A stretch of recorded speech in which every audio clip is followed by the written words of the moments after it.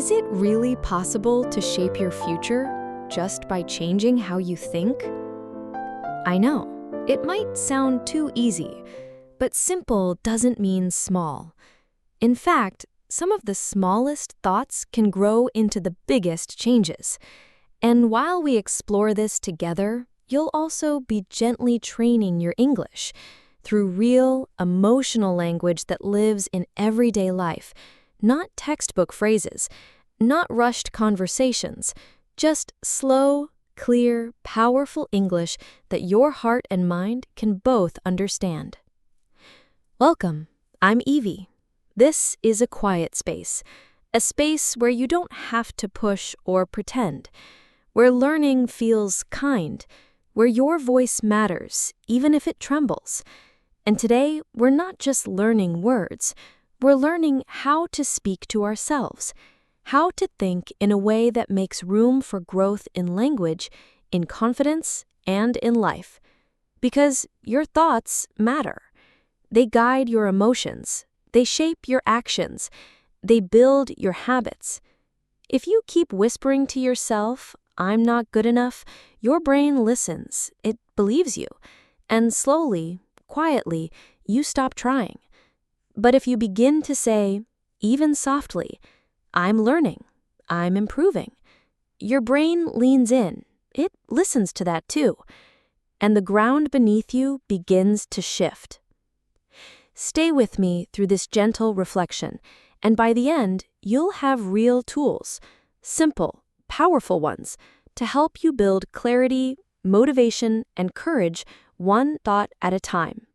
Shall we begin? Just think about this. You become what you think. Imagine planting a seed. A tomato seed grows a tomato. An apple seed? An apple tree. You'd never plant one thing and expect another to grow. Your thoughts work the same way. If you keep planting the idea, "I can grow," then what blossoms is action, small steps, brave moments, gentle progress. That thought, repeated, becomes part of you.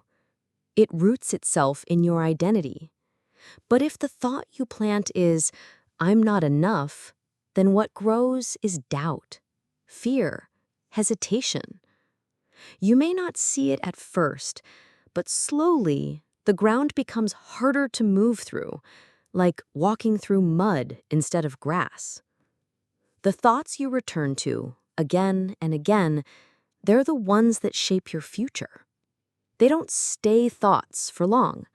They become patterns, then beliefs, then choices. And those choices create your life. So when you choose a thought, choose it with care. Even the quietest ones are seeds. And the ones you water most, they become your forest. Have you ever noticed how loud negative thoughts can feel? Like they shout inside your head, even when no one else can hear them. There's a reason for that. Thousands of years ago, our brains were trained to look for danger, to survive. A rustle in the bushes, a strange sound, anything unknown. It could mean threat. So even today, your brain still does that. It scans for problems first. It tries to protect you. That's why thoughts like, "What if I fail?" or "What if I look stupid?" come so fast, so strong. Not because they're true, but because your brain thinks it's helping. But here's the truth. Just because a thought feels urgent doesn't mean it's real. Just because it's loud doesn't mean you have to believe it. You are not your thoughts. You are the one listening. That means you have power. You can pause. You can notice. You can ask, "Is this helping me?" And in that tiny pause, even just a breath, you step into freedom. Not the kind of freedom that shouts, but the quiet kind, the kind that gives you space to choose your next thought with care. Can you really choose your thoughts? Maybe not the very first one that pops up. Sometimes thoughts arrive like surprise guests, knocking on the door of your mind before you even realize they're there. But you can choose what happens next. You don't have to let every thought move in. You don't have to set a place at the table for the ones that tear you down. Think of your thoughts like visitors. Some are kind, some are critical, some show up uninvited and loud. But you are the host. You decide who stays. If a thought arrives saying, "I'm not smart," pause. Ask it gently, "Is this helping me?" If not, let it go. Open the door to another one. "I'm learning. I'm growing. I'm trying, and that matters."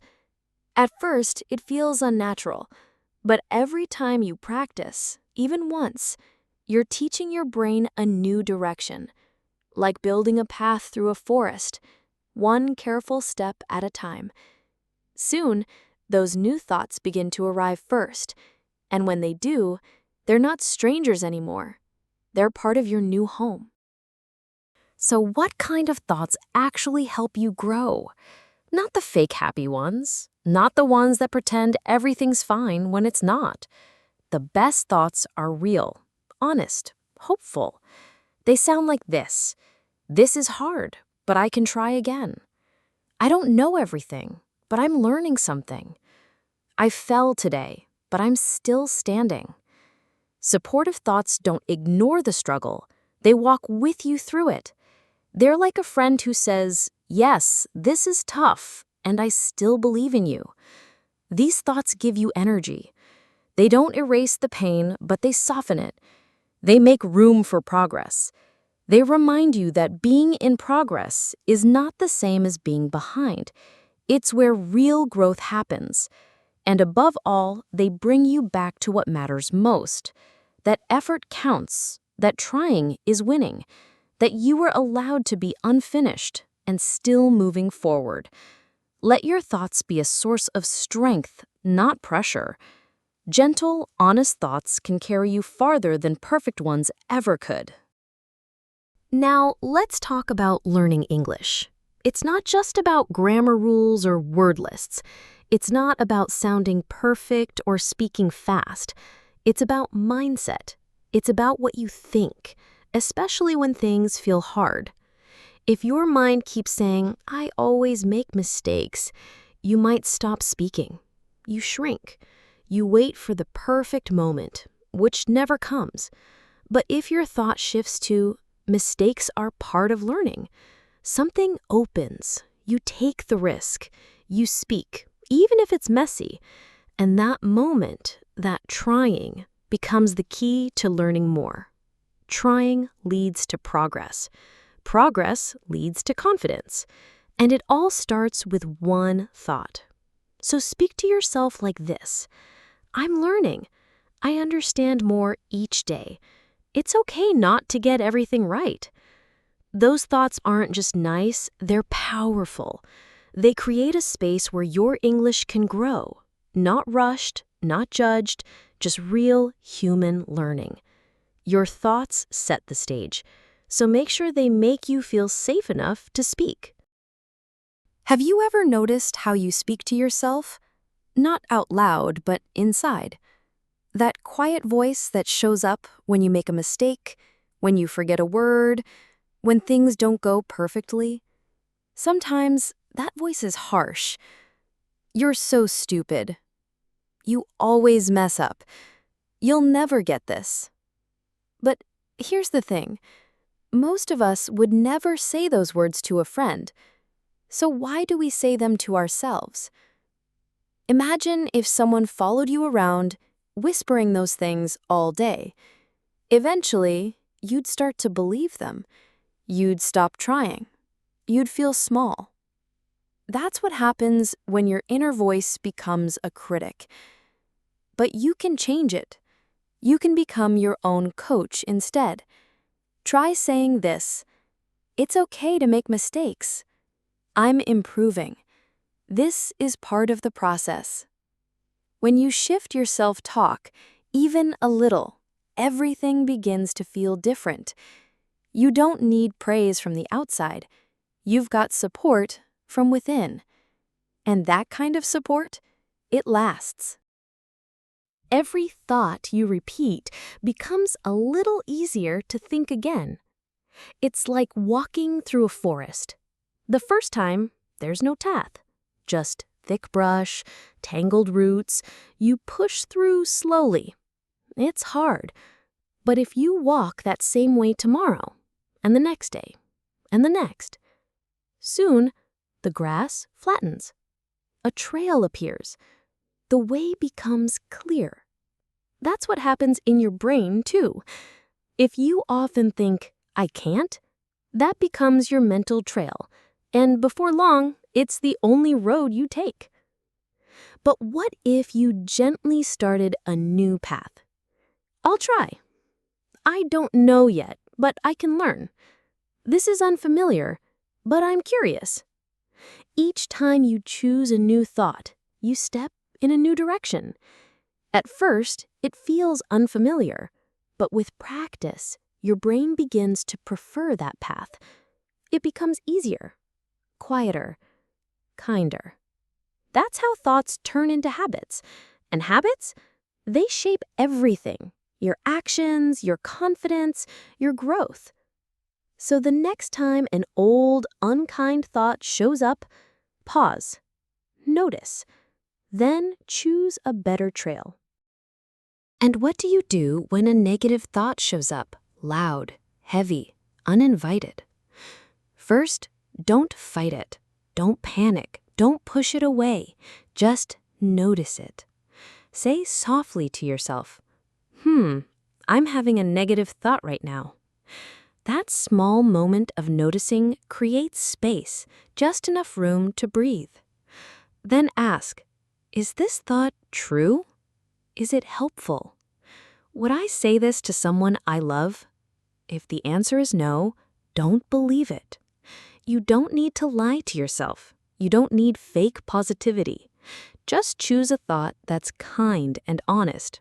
Instead of, I'm bad at speaking, try, speaking feels hard right now, but I'm improving. That shift is gentle but powerful. It doesn't erase the challenge, it gives you strength to face it. Because real strength doesn't come from pretending things are easy. It comes from meeting the hard parts with softness.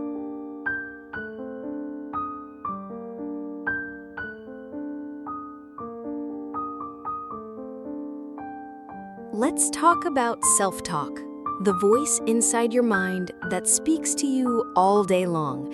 That voice is powerful. Why? Because it's always with you. In quiet moments, in busy ones, when you wake up, when you try, when you feel unsure. It becomes your inner guide. If that voice is harsh, you feel lost. If it's kind and strong, you feel steady, like you have someone in your corner, even when no one else is around.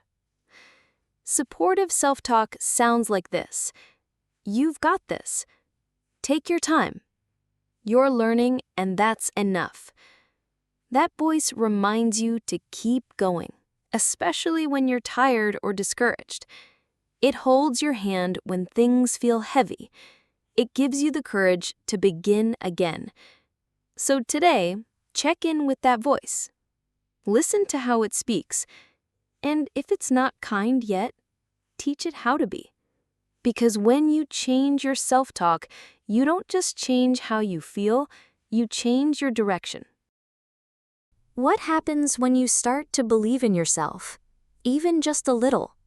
Your whole body responds. Your shoulders soften. Your breath deepens. Your voice steadies. Your heart opens. You feel more ready to try. And every time you try, whether it works or not, you grow. You collect experience. You build trust in yourself. You prove to your brain, I can do this. That's how real confidence is built. Not from being perfect, but from believing you can grow and showing up anyway. Belief is the seed. Action is the sunlight. Growth is the result. So don't wait for the day you feel fully ready. That day comes by starting now. Believe just a little, then act, then believe more. Let's talk about affirmations, simple, gentle sentences you say to yourself. They might sound quiet. I am enough. I'm getting better. I can handle this. But don't mistake quiet for weak. Affirmations give your brain direction. They tell your thoughts where to go. Like a compass in fog, they guide you toward clarity. If you spend your day repeating criticism, your brain starts to believe it. But if you begin repeating kind, supportive words, softly, daily, consistently, your brain begins to trust those instead. So speak them out loud. Whisper them if you need to. Write them in a journal. Post them on your mirror. Let them live where you'll see them. With time, they become your inner language, not a performance, but a practice. And that practice, it changes everything. A lot of learners think that mistakes are the problem, but they're not. The real problem is the fear of mistakes, because fear stops movement. Fear makes you hide. Fear tells you better to say nothing than say it wrong. But here's what fear forgets. Mistakes are where the learning happens. They're not signs of failure, they're signs that you're trying. When you think, I failed, you stop.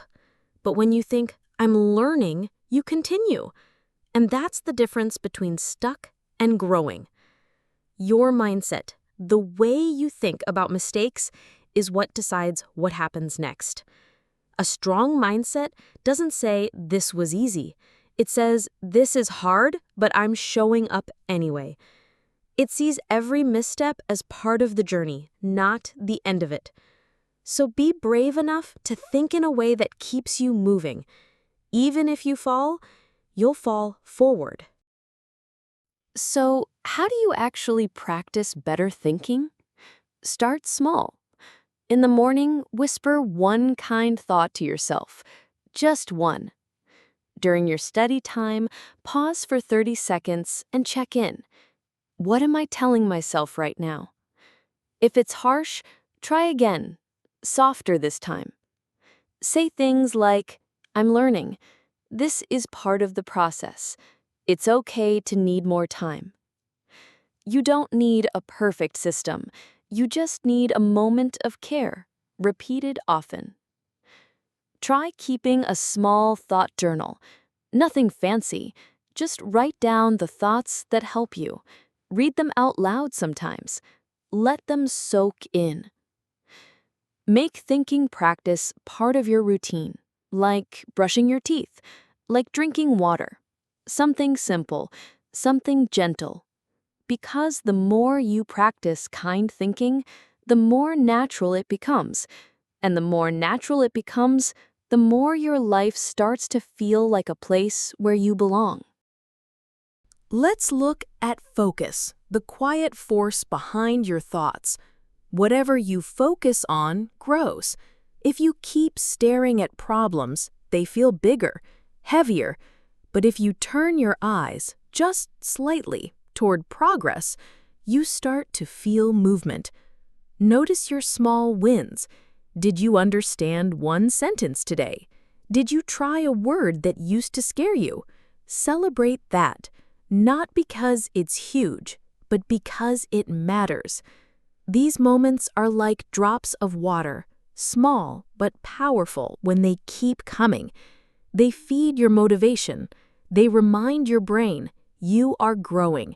And that reminder, it shifts your whole emotional weather, from doubt to calm, from fear to hope. So focus gently, not with pressure, but with love. Look for what's working, and you'll find more of it. Can changing your thoughts really change your life? Yes, not in one dramatic moment, not with a single sentence, but over time, slowly, softly, yes. Thought by thought, you shape your inner world, and that world begins to guide your habits, your actions, your emotions. When you choose better thoughts, even if they feel small, you start speaking more, listening more, trying more. You begin to build a life that reflects your inner belief. This is why mindset matters, not as a trendy word, but as a quiet practice, a way of living, a way of thinking with care. Because your thoughts are not just words, they're seeds, and one by one, they grow into the life you live. So choose them as if they matter, because they do. And what about the moments when you feel stuck? When everything feels heavy, when progress feels far away, when even thinking clearly feels like too much? First, pause. Don't rush to fix it. Don't criticize yourself. Just breathe. This is a moment, not forever, not who you are, just a moment. Then take one small step. Listen to a soft lesson. Say one kind sentence. Rest, if that's what you need. You don't have to leap forward. You don't have to solve everything today. Just move a little, just enough to feel the shift. Because your thoughts can either anchor you down or lift you gently forward. So in that stuck place, choose one thought that helps you move. Even a single step is still progress, and that step might be the one that changes everything. Have you ever thought about how your thoughts shape your emotions? Think of your emotions like the weather, shifting, changing, passing. But your thoughts, they're the sky behind it all. When your thoughts are stormy, your feelings follow. Worry brings rain. Self-doubt brings clouds. I'm failing brings thunder, even on a quiet day. But when your thoughts soften, so do your feelings. I'm still learning brings sunlight. I can try again clears the fog. I don't have to be perfect lets the wind breathe through. So if you want to feel better, not fake happy, but truly better, start with your thoughts.